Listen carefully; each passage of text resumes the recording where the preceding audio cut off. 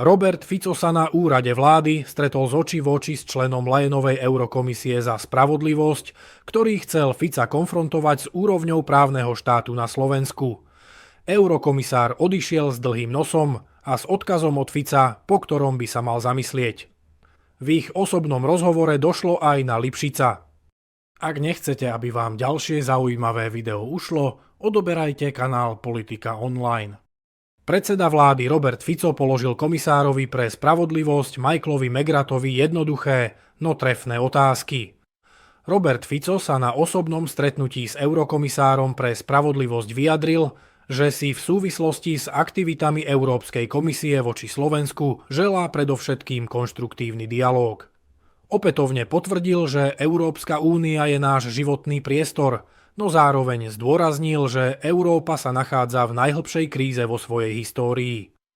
Predseda vlády Robert Fico v otázkach odbornej diskusie odkázal na ministra spravodlivosti Borisa Suska a na stretnutí sa venoval predovšetkým politickému rámcu spolupráce vlády Slovenskej republiky a komisára pre spravodlivosť Michaela Megrata. Premiér Robert Fico upozornil komisára, že Slovensko stále žije v traume rokov 2020 až 2023, keď dochádzalo k hrubému porušovaniu princípov právneho štátu.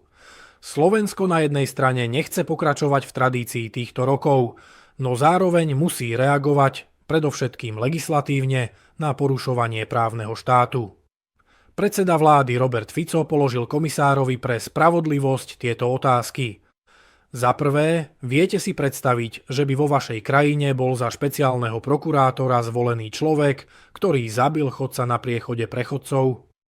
A za druhé, viete si predstaviť, že by predsedom špecializovaného trestného súdu bol vo vašej krajine človek, ktorý bol dvakrát prichytený pri jazde pod vplyvom alkoholu, pričom v jednom prípade bol aj účastníkom dopravnej nehody? Tieto otázky zostali podľa premiéra Fica bez odpovede. Európska únia by mala konečne prestať s hrou na samozvaného garanta kvality demokracie a právneho štátu. Hlavne, keď na jej čele stále stojí mimoriadne nedôveryhodná a podozrivá z korupcie Ursula von der Leyenová.